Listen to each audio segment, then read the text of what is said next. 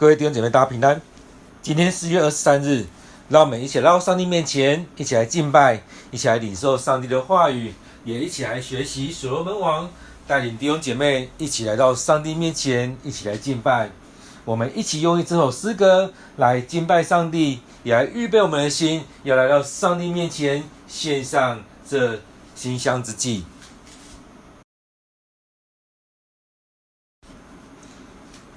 主，我们感谢你，当我们来到你面前，我们愿意献上自己，让我们的生命摆在主你面前，也让我们这身体成为那美好的祭，也成为那献上馨香之祭的殿宇。主，让我们能够常常来到你面前，将自己摆上，经历与主你的修复我们这生命的关系，也让我们能够将自己完全的仰望在主你面前。主，我们要将今天这段聚会的时间恭敬的交在主你手中，恳求你的灵与我们同在，恳求你就在我们当中来掌权。再次将今天的聚会仰望交托，献上我们的祷告，奉靠主耶稣的名，阿们。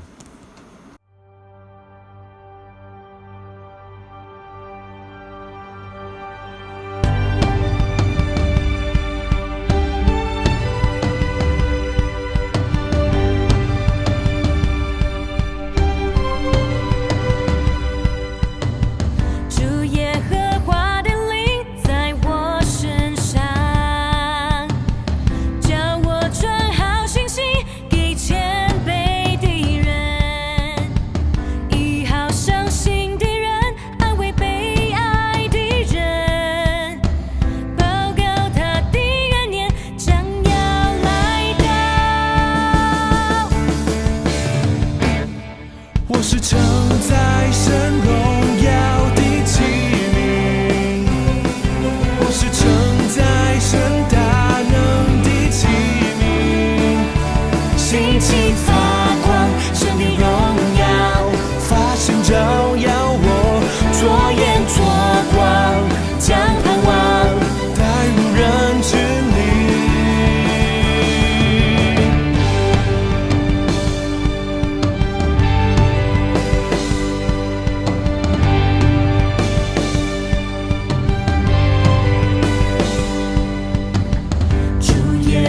花的灵在我身上，叫我传好信息给谦卑的人，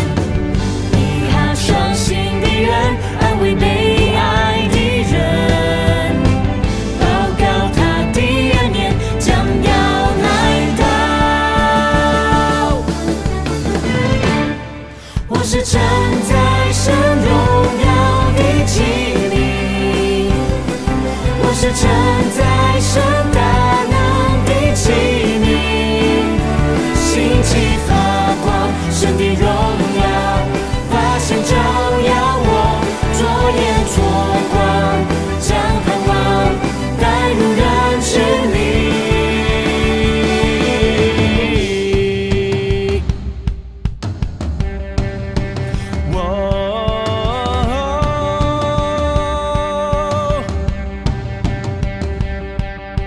被掳的释放，被囚的出监牢，以耶稣的名，神迹要发生。瘸腿的要行走，瞎眼的要看见。耶稣在这里，天国在这里，在这里。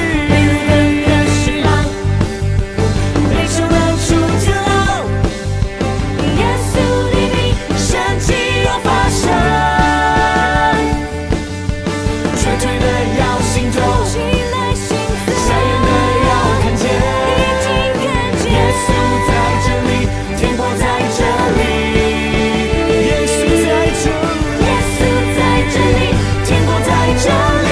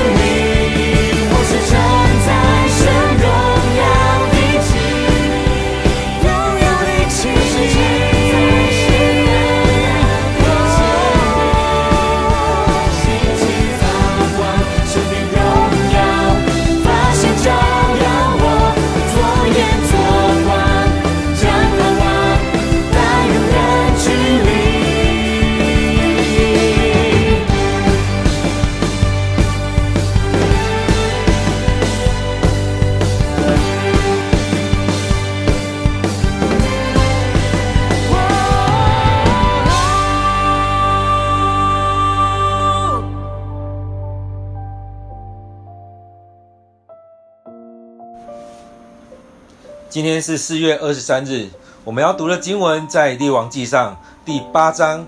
第54节到第66节。列王纪上第8章第54节到第66节，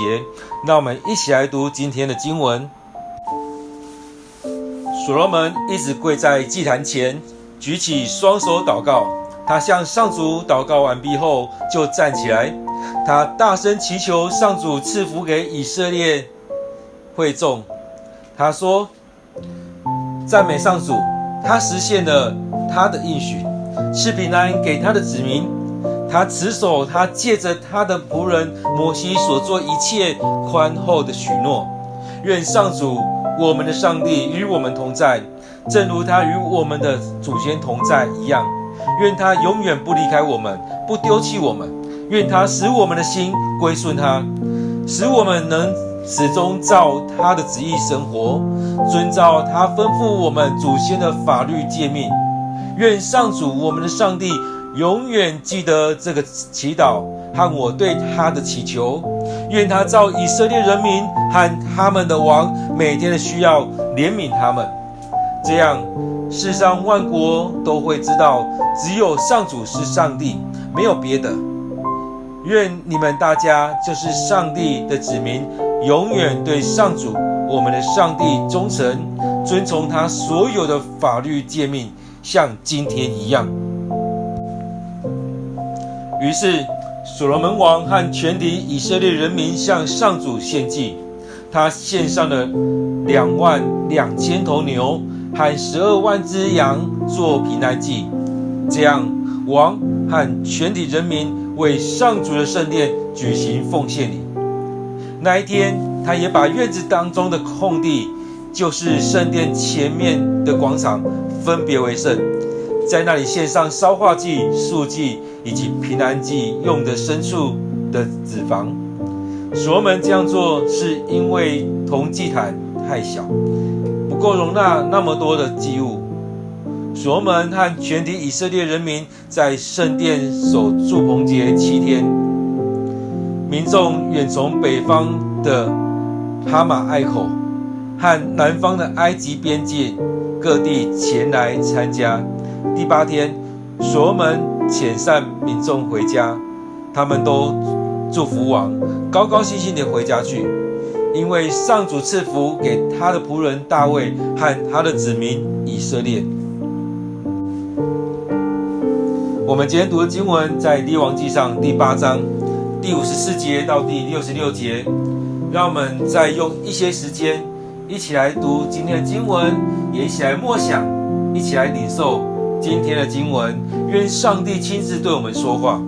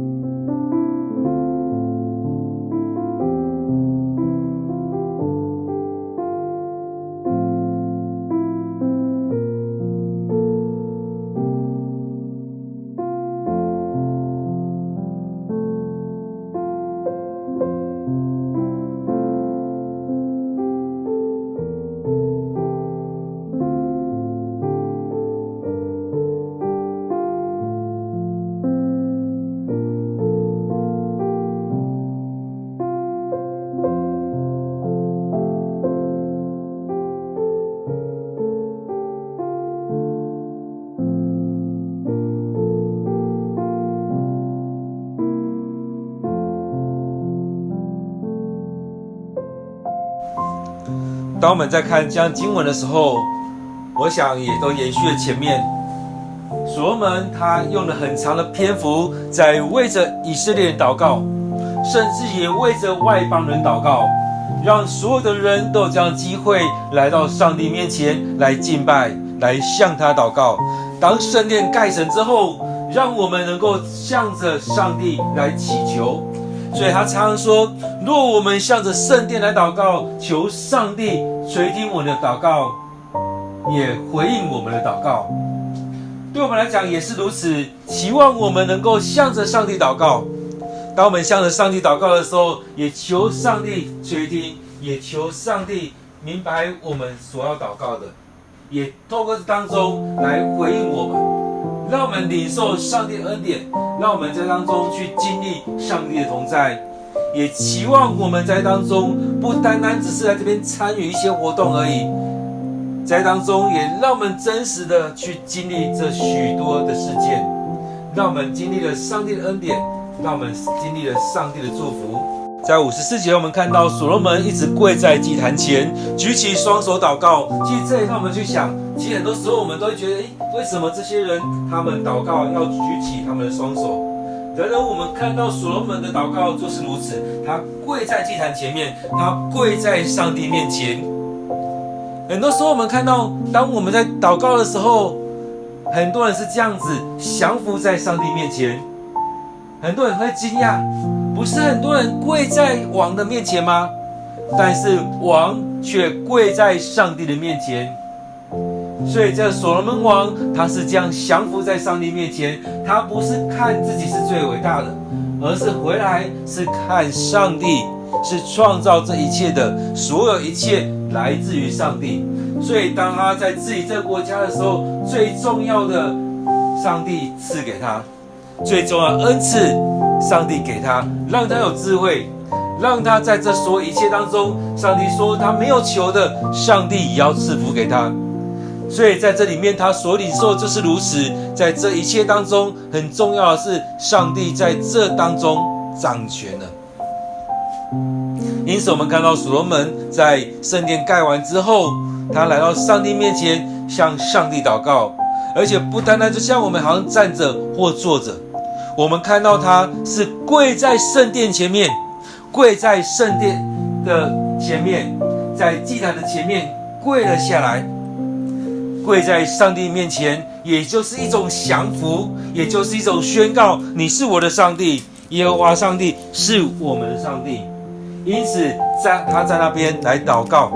而且双手举起双手，愿上帝的恩典，愿上帝就在当中，愿上帝对他说话，让我们能够来到上帝面前来领受。因此在当中也让我们看到我们如何来到上帝面前。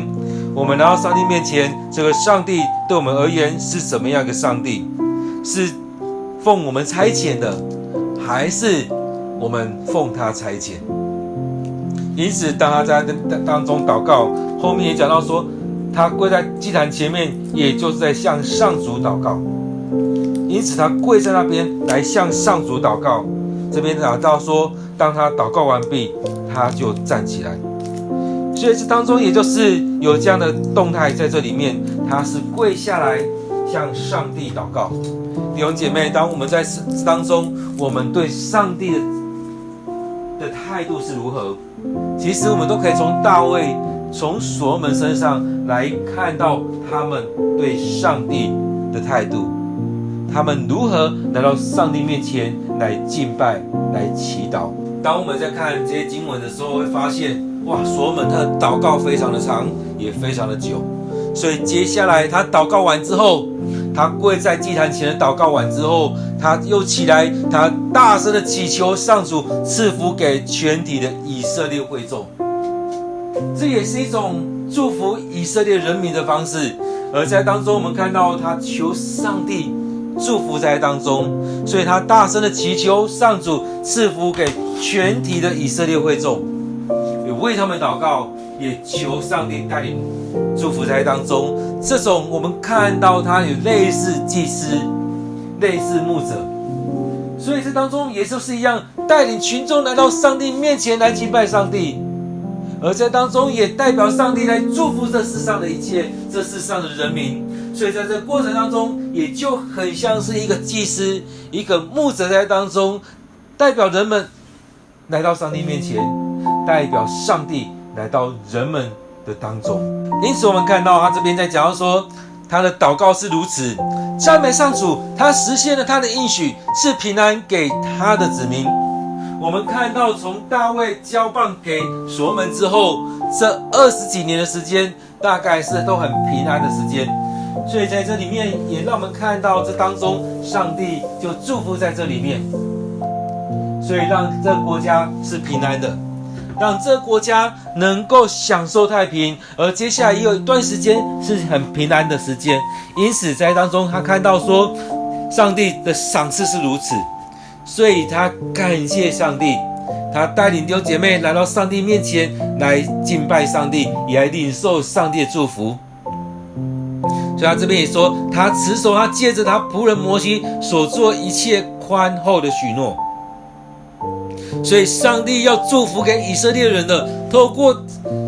摩西，透过这许多人所颁布的，上帝说的就要这样成。因为上帝要祝福在当中，上帝要祝福他所喜悦的人，上帝要祝福他所拣选的人，让这一些来领受他的恩典。因此在当中我们看到他先带领弟兄姐妹来到上帝面前，来敬拜上帝，来领受上帝的恩典，领受上帝的祝福。所以当中感谢上帝，透过从摩西，透过许多的人来祝福他们，所以他们赞美上帝，感谢上帝。第57节这边说，愿上主我们的上帝与我们同在。而在当中我们看到，其实上帝也很愿意跟人同在。在这线上的时候，在这约柜进去的时候，上帝也用这样真实让他们看得到的方式，让他们去看到上帝与他们同在。所以这边讲到说，愿上主我们的上帝与我们同在，正如他与我们的祖先同在一样。所以过去的人去经历上帝的同在，在摩西的时期，在大卫的时期，在亚伯拉罕的时期，在亚当的时期，在许多的时代，上帝都与人同在，也让他们清楚的看见。所以之前所说的那云柱火柱，也就是上帝的同在，上帝的保守。因此在当中很重要的是让他们去经历这一些，所以也去经历到上帝与他们同在，与我们同在，也不离开我们，也不丢弃我们。因此各位弟兄姐妹，也让我们生命也是如此，让我们常常来到上帝面前，去经历这许多特殊的时刻。上帝要与我们同在，上帝要祝福在我们当中，上帝就要临在我们当中。各位弟兄姐妹，让我们去经历这一些，也让我们实际的去感受到这一些，不单单是那种想象而已，而是愿上帝让我们真实的去经历，让我们持续不断的敬拜，让我们持续的不断的领受上帝的话语，也让我们将我们的祷告带到上帝面前当中，也愿上帝真实的临在我们当中。第58节这边讲到了，其实蛮重要的。这边讲到说，愿他使我们的心归顺他，愿他使我们的心归顺他，也是让我们看到，其实我们人常常都有那种不愿意顺服、不愿意降服的心。所以在当中求上帝帮助我们，让我们去经历这一些，让我们所经历的这一些就是上帝的同在，上帝的保守，上帝的恩典就在我们当中。我们不再是靠着我们自己的能力。有没有发现我们靠自己的能力很软弱？我们靠我们自己的能力常常无法做到那样子。我们常常体贴肉体，常常都觉得我达不到，我做不到，我不想要做，我这样不行吗？都会想要去享受这一切。然而我们看到这边所说的，又是用不一样的方式在讲，愿上帝帮助我们，愿他使我们的心归向他，让我们有这样愿意的心，让我们愿意这样去做，这样来归顺上帝。因此这很特别，这边讲到说，使我们能始终照他的旨意生活，所以愿意归顺他，愿意降服在他面前，也愿意照着上帝的心意来生活，遵守他吩咐我们祖先的法律跟诫命。所以这不就是上帝交代所罗门的吗？这不就是上帝交代大卫大卫也交代所罗门要去做的。所以当中讲到说，愿意归顺他，愿意照着上帝的旨意生活，愿意遵守这些法律跟诫命来生活，也让我们生命当中都满有上帝的恩典、上帝的心意，让我们愿意降服在他面前，不再只是我喜欢怎么做我就要怎么做，而是回来愿意在当中照着上帝的心意来做这许多的事情。这很不容易，因为不容易，所以才能带出我们愿意的心，才能带出我们降服的心。在这当中，当我们在读这些经文的时候，也让我们去学习所罗门是怎么样祷告，怎么样来到上帝的面前。第59节这边讲到说，愿上主我们的上帝永远记得这个祷告和我对他的祈求。所以在当中带领人民来到上帝面前来祷告，也愿上帝祝福在我们当中。我们的生命也常常是如此，我们要有自己的祷告，我们要自己来亲近上帝。我们有些时候我们需要跟弟兄姐妹，甚至带领弟兄姐妹来到上帝的面前，让我们生命满有上帝的恩典，让我们生命满有上帝的祝福，让我们不再只是看见自己，而是看见上帝，在当中将我们自己完全的仰望，完全的交托在上帝的手中。所以这边讲到说，愿上主我们的上帝永远记得这个祷告和我对他的祈求，也就是我们愿意顺服，也就是求上帝祝福在我们当中。所以在这样的过程当中非常的重要，让我们单单的来到上帝面前来领受上帝的恩典，也在当中来顺服在上帝的面前。所以当中也让我们看到前面说，愿我们的心愿意归顺，使我们始终照着他的旨意，而且遵守他吩咐我们祖先的法律和诫命，让我们愿意遵守，而且在当中愿上帝纪念我们。所以后面还讲到说，愿他照以色列人民和他们的王每天的需要怜悯他们。哇，还用怜悯这个词。所以也就是因为我们软弱，我们需要，所以也求上帝怜悯我们，求上帝恩待我们，求上帝就在当中祝福我们。可是弟兄姐妹，我们的生命也是需要有上帝的怜悯，上帝的恩典。所以当中我们也求上帝每天这样的怜悯我们，在我们的软弱当中与我们同在，在我们软弱当中祝福我们，帮助我们。所以在当中他后来也讲到说，这样世上万国都会知道只有上主是上帝，没有别的。所以在这个国家当中，这些国家的子民当中，让人们可以去感受到，去经历到，去看见上帝的大能就在这当中，上帝的祝福就在这当中。很多时候我们都看到，哇，你们上帝真的在吗？很多人也会这样问。而我们生命里面，我们也在思索，上帝有没有与我们同在？然而我们看到在所罗门身上，在后续的经文里面可以看到有许多人站出来做见证。那种见证就是从你的身上看到上帝大大的祝福在你们当中，从你的国家里面看到上帝大大的赏赐在这里面。所以这当中从人的身上，从国家的状况，从这许多情况里面可以看到上帝的恩典，上帝的祝福，上帝是真实的。所以在我们当中也是如此，从我们的身上，从我们的家里面，从我们的教会，从我们各方面的展现当中，可以看出上帝就在我们当中，上帝的恩典，上帝的祝福，上帝是真实又真又活的上帝，是实实在在的上帝。这就是一种见证。所以第60节让我们领受的是，我们的生命要有这样美好的见证，而这样见证也可以让人看到这个上帝是真实的，这个上帝是又真又活的，这上帝是与我们同在的上帝。在祷告的最后，他提到说，愿你们大家就是上帝的子民，永远对上主我们的上帝忠诚。是不是读到这边的时候也会回来看，愿这句话也送给你所罗门王。其实我们很多时候领受一些经文的时候，领受一些东西的时候，对别人祝福的时候，或许别人会这样祝福你，会这样提醒你。我们听到别人讲的时候，有时候也会想要说，那你是不是也该这样做？其实我们也需要彼此的提醒。我们很多时候也是如此，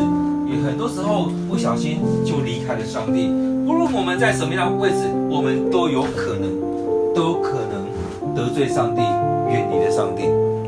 所以这边讲到说，愿你们大家都是上帝的子民，永远对上主我们的上帝忠诚，遵守他所有的法律诫命，像今天一样。其实在很多时候我们都会这样去勉励我们的同工，勉励我们这些要结婚的人。其实我们常常都说，那不是只有这么一天而已，是很长时间的。在结婚，你的甜蜜不是只有在婚礼的时候是最棒的婚礼，是最棒的婚姻，而是在这婚姻之后，你还要继续延续下去，你们还要继续的彼此相爱，你们还要有爱情，还要有这当中彼此怜悯的心，彼此帮助的心，在当中你们成为一家人，你们因着爱而结合，而在当中后续的每一步也都要继续的在当中来互相的帮助，所以要继续持守这个婚姻。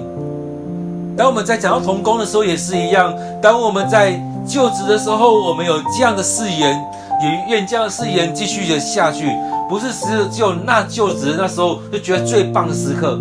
而是这是要继续的持续下去的。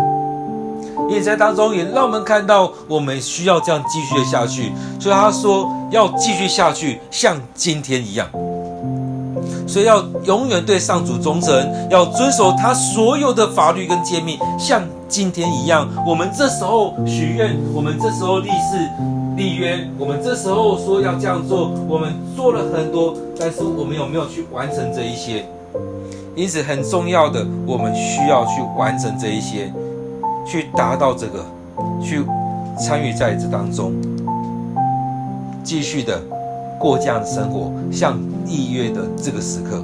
因此当他祷告完之后提到说，所罗门王和全体以色列人民向上主献祭，所以当中为着自己献赎罪祭，献烧化祭，献平安祭，献素祭等等的，这也已经在以色列人的生活当中。而这时候献上这个圣殿的时候，也在当中向上帝祷告，也在当中也要祝福这以色列人民，而在当中也要向上帝来献上这样的祭。我们看到在当中所罗门跟这些人民们所献上的，所以这边讲到说他献上了22000头牛和12万只的羊，献上的非常多。其实在当中我们看到，我们要甘心乐意的奉献，在当中我们要真实的来摆上我们所要献上的，不是在跟上帝计较，而是该献上什么，而且是甘心乐意，而且是有时候是大手笔的。很多时候我们会觉得很舍不得，甚至有些人要奉献的时候，旁边人跟他说一点就好了啦，意识到了就好了。真的有意识到了吗？其实很多时候我们看到有些牧者的教导是，那种不是你用你的零碎的，用你那些蓝山的来奉献，而是很多牧者也在分享说，那种奉献是要让你有感觉的，你真的要摆上，你真的要奉献，而不是随便一点，不是在你的皮包里面拿出那零头。我们看到这以色列人他们的献祭也不会只是随便便的献上，而是真的要预备的，预备要所要献上的祭。他们预备好他们的牛，他们的羊，或许他们也会觉得哇，少了这头牛，这2头这样的牲畜，对他们或许有影响，但是他们乐意献上。其实对我们来讲也是一样，我们的奉献有时候如果真的要去想的话，也会觉得哇，这些钱我们可以用其他的作用啊。但是对我们来讲，我们应该回来看上帝祝福给我们的，上帝赏赐给我们一定是足够的。所以上帝说要献上1/10就献上，该献上牛跟献上羊我们都献上，而不是一直在联系说我们可以怎么样，我们可以把这些挪去哪边。我们常常会想可以挪去哪边，但是这边讲到说，我们看到所罗门他就是这样献上，就是这样摆上，他很乐意的去献上这一些。其实我们真的回过头来看，上帝的赏赐不也是更大的吗？你可以奉献这些，但是往回看，上帝对你的赏赐不是远多于你所献上的吗？所以当中我们看到他们献上了22000头牛和12万只的羊作为平安礼。所以当他献上的时候，这边讲到说，这样王和全体人民为上帝的圣殿举行了奉献礼，举行了这样的奉献礼。其实就像我们现在一样，我们现在很多教会建堂之后，也会有一个献堂的礼拜，真实的献上。而在当中，我们看到有时候会有加入很多的仪式，而这些仪式其实也在呈现我们的心。我们要将这些来摆上，不单只是这建筑物而已，也要让上帝真实临到在这个圣殿当中，而且在当中要表明我们的心志，我们愿意顺服，我们愿意遵守。所以在这当中，我们看到前面经文讲到说，他们献上了22000头牛和12万只的羊，哇，这非常的多这非常的多，我们真的无法想象，哇，这142000只牲畜到底涵盖多大的空间？而所以在当中这边讲到说，那一天他也把院子当作的空地，就是圣殿前面的广场，分别为圣，在那里献上烧化祭、素祭以及平安祭用的牲畜的脂肪。所以在当中14.2万头的牲畜，在当中那场地根本不够用，所以他也用了圣殿前面的，把它分别为圣。分别为圣，可能在那边祷告，在那边先献上祭，把那些分别为圣，可能拿牛群、羊群的那些血，把这些东西，把这地方分别为圣之后，也在那当中来献上烧化祭、素祭和平安祭。所以当中我们看到这么多的牲畜，当然前面所预备的铜祭坛是太小了。那铜祭坛如果让一个人或一个家庭，甚至一个家族是可能的，但是在这么多全体的会众当中，哇，我们看到是无法容纳的，所以他们献上的真的是非常的多。所以这边讲到说，铜祭坛无法容纳这么多的祭物，没有办法容纳，所以我们看到哇，那个盛况是空前，也可能是绝后的。所以当中也让我们去看到我们对上帝的献祭，我们对上帝的摆上，我们是不是常常在跟上帝计较？还是我们愿意真的是在这样的摆上？我们看到当人民这样摆上，上帝也大大的祝福在这个国家。最后我们看到所罗门和所有以色列人在圣殿守住棚节7天，民众也从北方从南方都来参与在这住棚节，参与在这个献上圣殿的礼仪当中，参与在这国家的盛事里面。所以在这住棚节之后第8天，所罗门就让民众都回去了。所以在当中该守的节我们认真的守，该献上的我们摆上，而该回去的时候我们就该回去。所以在当中我们看到我们的生命也是一样，我们该来到上帝面前来敬拜上帝的时候，我们就应该来敬拜。而当敬拜结束了，我们该个人回到个人家的时候，也该回去。我有看过有些人用教会做理由，我参与在教会的敬拜，参与在教会的服事，参与在当中很多的参与的时候，但是他却忽略了他的家庭生活，甚至刻意的忽略，因为他想要逃避，他不想要去承担那一些，所以用教会来做理由。所以在当中我们看到上帝对人祝福是你要参与在教会里面，你也要有对你的家庭是有责任的。我们看到这边也是如此，在这样敬拜当中，在这样献祭当中，在这样的祷告里面，我们尽情的参与。然而在第8天该回去的时候就该回去，所罗门遣散所有民众回家，因此他们也祝福王也高高兴兴回去，他们也有这样团契的时间，跟所罗门王跟弟兄姐妹也跟上帝有这样团契的时刻。而在这样结束之后，也高高兴兴的回到各自的家庭里面。弟兄姐妹，在我们生活也是如此，我们应该享受在跟上帝的时光，而结束的时候，我们也该好好的享受跟我们家人在一起的时候。所以透过这当中，也让我们来领受从上帝而来的这种喜悦。因此在当中，后来他讲到说，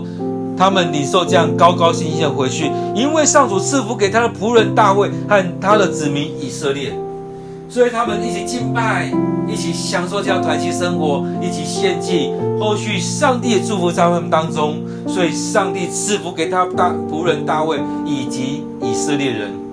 所以当他们领受这些的时候，也祝福在他们当中，他们也领受这一些。其实在我们生活当中，在我们的教会的生活也是如此，我们来到上帝面前领受这许多的恩典，